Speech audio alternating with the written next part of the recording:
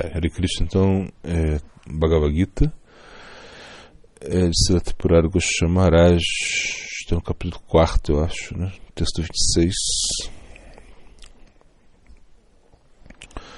Bom, os outros oferecem os sentidos, tais como o sentido da audição, no fogo da mente controlada, enquanto que outros oferecem o som e os demais objetos sentidos ao fogo dos sentidos.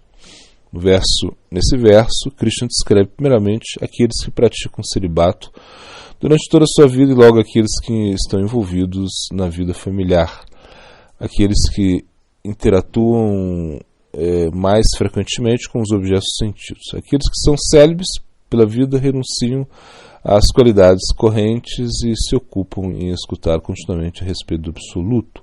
Dessa maneira, eles sacrificam as atividades dos sentidos do fogo do sacrifício da mente controlada. A pessoa casada ocupa seus sentidos em atividades correntes, porém de tal forma que elas convertem em uma oferenda ao absoluto. Dessa forma, os objetos dos sentidos são sacrificados no fogo figurativo dos sentidos controlados. O texto 27. Outros oferecem as funções de todos os órgãos e as funções dos ares vitais no fogo da yoga controlada, no qual é aceso por meio do conhecimento. Bom, aqui Cristo se refere àqueles que seguem os Yoga Sutras. Eles oferecem as faculdades de aquisição de conhecimento, tais como a visão, a audição, etc., os sentidos de trabalho, tais como as mãos, pernas e assim também os ares vitais no fogo simbólico do autocontrole no marco da Yoga Sadhana. Este fogo figurativo é aceso através do conhecimento do objeto da meditação, Brahman, do qual retira as funções ordinárias tanto dos sentidos de aquisição de conhecimento como dos sentidos de trabalho. Texto 28... Alguns se sacrificam mediante atos de caridade, outros se sacrificam através de austeridades e outros mediante a prática da yoga, enquanto que os ascetas de severos votos o fazem através do estudo das escrituras e do conhecimento. Texto 29. Outros praticam o controle da respiração, eles oferecem a inalação na exalação e a exalação na inalação, controlando dessa forma ambos. Inclusive, existem outros que restringem sua ingestão de alimentos, controlam sua respiração, oferecendo em sacrifício sua força vital. Comentário. O controle da respiração é conhecido como pranayama, e nessa prática o yogi fecha a fossa nasal direita e inala através da fossa nasal esquerda, e dessa forma oferece sua inalação e sua exalação. Invertendo esse processo, ele oferece sua exalação em sua inalação e ao fazê-lo controla sua respiração tanto para dentro como para fora. Outra classe de yogi restringe sua ingestão de alimentos ao encher seu estômago com somente as partes de comida e uma parte de água, deixando uma parte vazia para que o ar circule. Assim, ele controla sua respiração de tal forma que consegue que seus ares vitais se fundam na força vital única concentrada na boca. Versos 26 ao 29 se refere ao sistema óctuplo, yoga místico. No verso 28, Jama, Niyama e Asana ficam implícitos na palavra yoga yagnaha. Nesse verso se faz referência a pranayama. No verso 26 se refere a pratyahara com as palavras outros oferecem os sentidos das três etapas conhecidas como dharana, dhyana, samadhi ficam implicadas no verso 26 através da palavra samyama. Verso 30 a 31. Todas essas pessoas conhecem bem o propósito do sacrifício, são purificadas de todo o mal mediante a sua execução. Eles desfrutam o néctar dos remanentes do sacrifício e alcançam o Brahma eterno. Você, o melhor da dinastia Kuru, sem sacrifício ninguém pode viver felizmente, nem sequer neste mundo, nem que falar no mundo seguinte. O comentário: o sacrifício produz resultados neste mundo na forma de conhecimento, poder místico, opulência material. Logo, depois de abandonar esse mundo, tais executores de sacrifício alcançam Brahman Paramatma. Todos os diversos executores de sacrifícios mencionados nos versos anteriores alcançam suas respectivas metas no mundo para logo, finalmente, alcançar o fruto da autorrealização. Texto 32. Dessa forma, existem numerosos sacrifícios que têm emanado da boca da literatura sagrada. Você deve saber que todos eles nascem da ação. Sabendo isso, você será liberado. Comentário no verso 31, Krishna diz que o sacrifício, que a pessoa não possui status alguns neste mundo, nem que falar do seguinte. Né? Esse verso ele implica que dita opinião é respaldada nos Vedas, né? Vitata Brahmano Mukhe. Shankara interpreta Brahman nesse verso como referindo seus Vedas. Tanto Baladev Bhushana como Vishwanath Chakravarti coincide com Shankara. Nos Vedas, o sacrifício é ordenado como base para a vida deste mundo, e tal sacrifício garante o status da pessoa na seguinte vida. A vida se trata de sacrifício de dar. Se a gente fica curto nisso, nem conseguimos nada, nem tampouco vivemos. Outra possível interpretação da frase Vitata Brahmano Mukhe é oferecido na presença de Brahman. Os atos de sacrifício nascem de Brahman e são em si mesmo Brahman, atuando dessa maneira como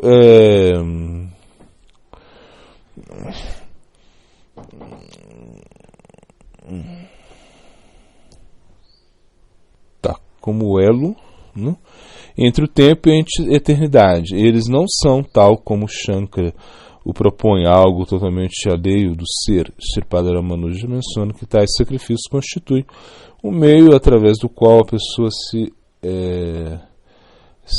adquire possessão de si mesmo. Eles emanam a partir do Brahman e conduzem a sabedoria do Brahman. Texto 33. Ó subjugador de inimigo, dentre os diversos sacrifícios, aquele relacionado com a sabedoria de longe é superior ao sacrifício das posses materiais, já que tudo aquilo que pode ser alcançado através da ação é obtido mediante a sabedoria.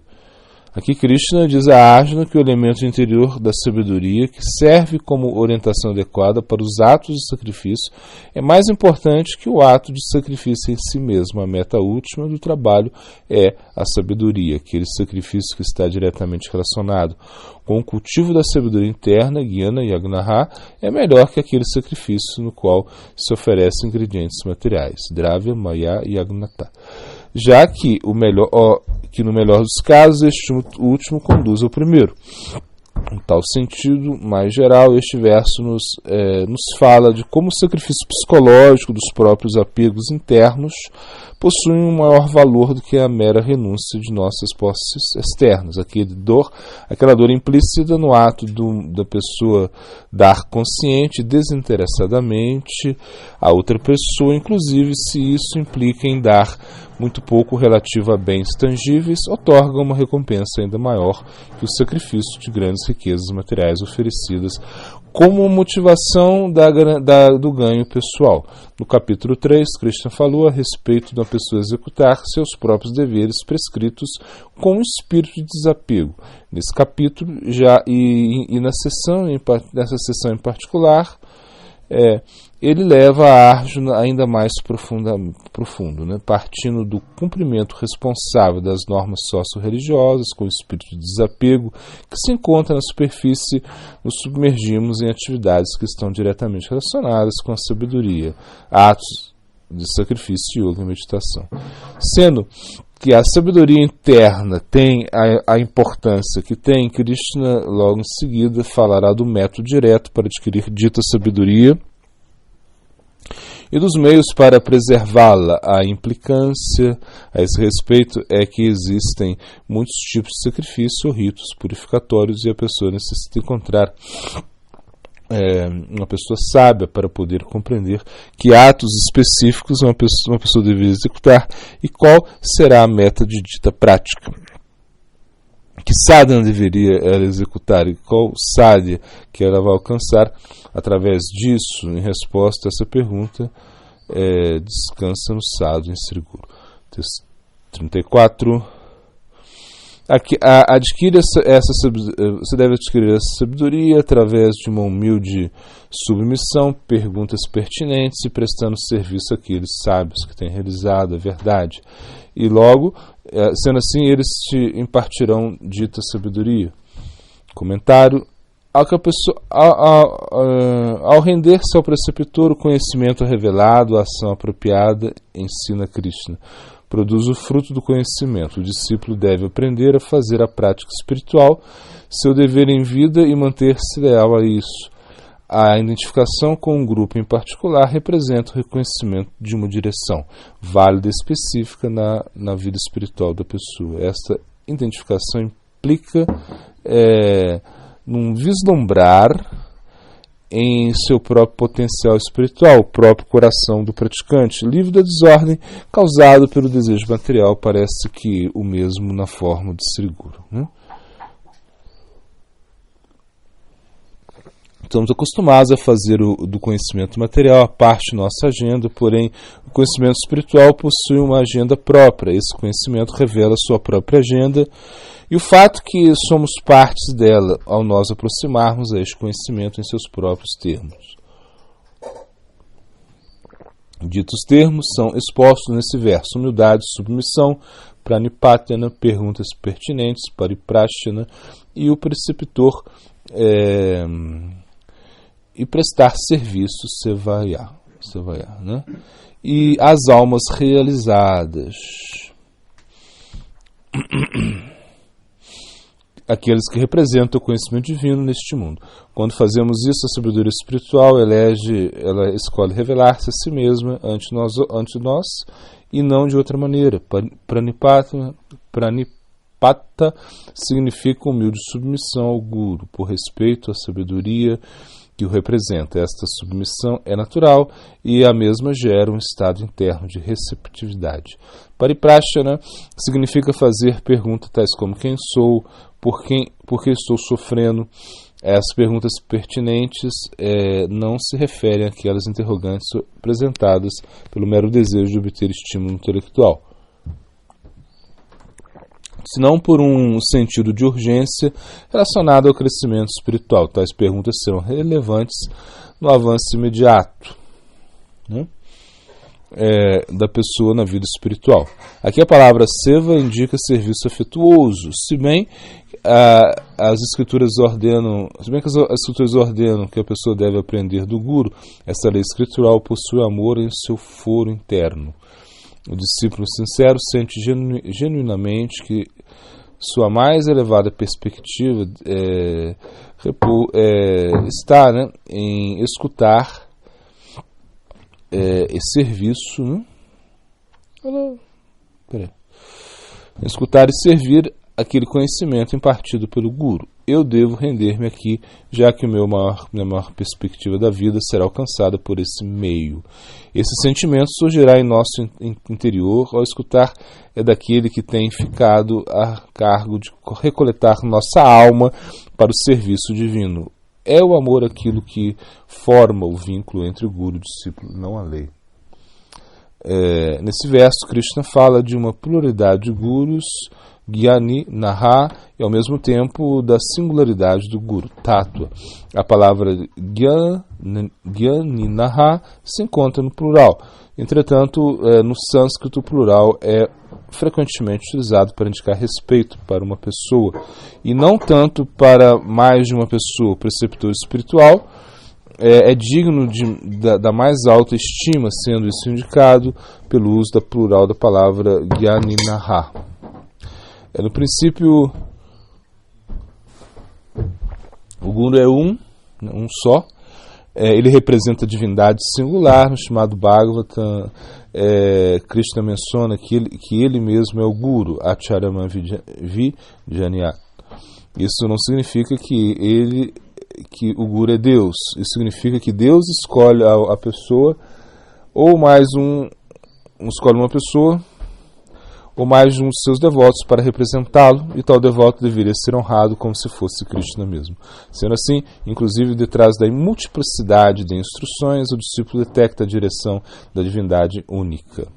A divindade singular possui muitos representantes.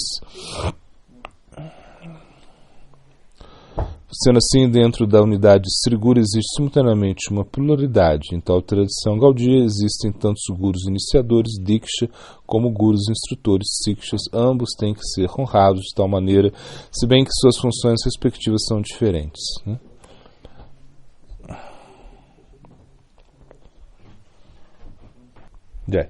Hare Krishna, então, estamos aí no Siddhanta, né? De agosto, Siddhanta. Nishta significa que a pessoa não se desvia, ou seja, mesmo que a mente e o sentido se desviem, a pessoa fica fixa na prática. Ela não abandona suas práticas, isso é Nishta. Em Nishta, a fumaça do fogo e da existência material acabou, mas em Ashakti, o fogo da existência material ainda. Então o karma acabou. Na medida em que Krishna está envolvido na nossa vida, o karma não está envolvido. Em Nishta, uma pessoa está pensando em Krishna e de repente ele nem sabe porquê, mas a mente divaga e ele passa a pensar em outras coisas e aí traz a mente de volta. Mahaprabhu explicou para o Sanatana Goswami que na hora da iniciação Krishna aceita essa pessoa como se fosse ele mesmo. No estágio Ashakti, que é o último estágio do Sadhana Bhakti, esse tipo de sadhana já chama a atenção de Krishna. Nesse caso, Krishna escuta os corações do devoto, o devoto está em Ashakti. E antes disso, Krishna não está escutando. Mas, antes disso, quando oramos, quem escuta é Guru. E o Guru leva essas orações para Krishna. Nós somos eternamente endividados com Vishnupriya. Ela permitiu que o Mahaprabhu tomasse sannyasa, ela colocava um monte de arroz em um lado, e cada Mahamantra que cantava, ela movia um grãozinho de arroz. Depois, no final do dia, que ela conseguia mover, isso era o que ela iria comer. Ela só comia isso. Bhaktivinoda Thakur diz que ela é Bhakti Devi, e não Radha. Quem tem a posição de Radha no Gura Lila é Gadadra. Em Ashakti, 2 estágios depois de Nishta, se uma pessoa fala alguma coisa sem sentido, se a mente dela vai para um aspecto mundano, ela sem se dar conta, sem se perceber, já está pensando em Krishna novo, isso é automático. Bhaktivinoda Thakur estabelece a adoração do Vishnupriya em Mayapur.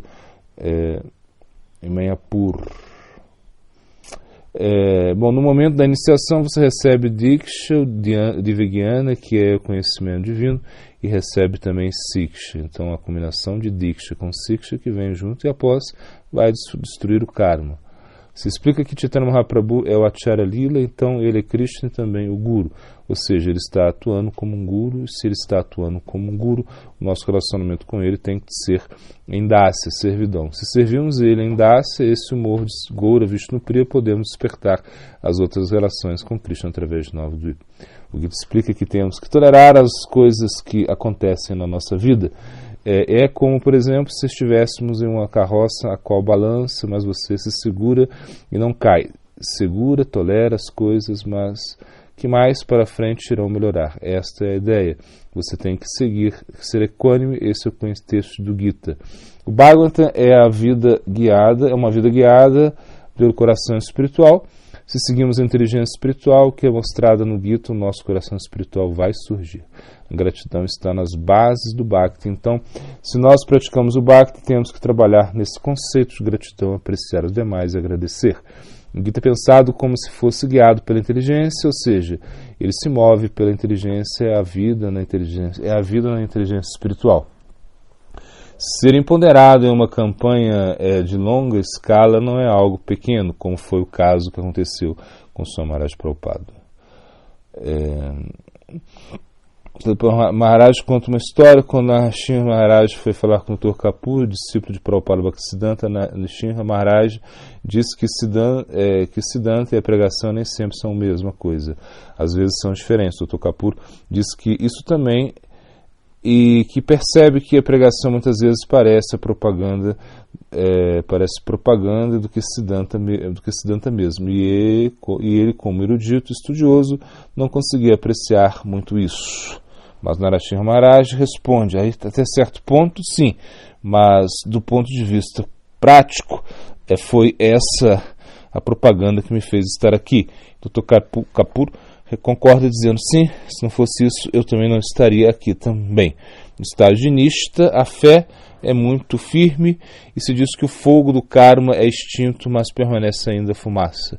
Em Nishta o fogo é apagado, mas ainda tem muita fumaça, ou seja, ainda tem muito trabalho para fazer, muitas coisas ainda restam depois de Nishta. Se nós nos ganjamos na fase de Bhajana Kriya com a atitude de fazer ou morrer, os anartas irão sair. Jiva Goswami diz que em seu Bhakti Sandarbha, que com a permissão do próprio Guru, do Guru é benéfico prestar serviço aos outros Vaishnavas também, desde que não entre em conflito com o serviço ao próprio Guru. Caso contrário, se realizar sem consentimento do Guru, o serviço será falho. Segundo o Vilasa, texto 27, de acordo com a evidência, uma pessoa também pode dar iniciação nos dias auspiciosos, tais como a terça, quinta e a lua cheia. Também nos dias onde a lua, as estrelas estão em uma posição favorável. Segundo Vilasa, texto 28, a pessoa deveria dar ou aceitar a iniciação em local sagrado durante o eclipse solar, não verificar o Pavita Ropa. Aqui não entendi isso aqui, não. Não no Duadashi ou durante Dhammanaka, Festival do Senhor Jagannatha, porque esses eventos não requerem uma purificação de meses ou dias, nem necessidade de arranjos auspiciosos de estrelas. Ah tá, botou verificar aqui. Bom, entendi não. Bom, o verso 77, Yatkarosh Yat Ashnasi, verso 61, Vasudeva Bhagavati, verso 108, Arrastani Sarrastanam, e filosofando tanta plástica no rosto, no seio, na bunda, e ninguém aí para inventar uma plástica no caráter.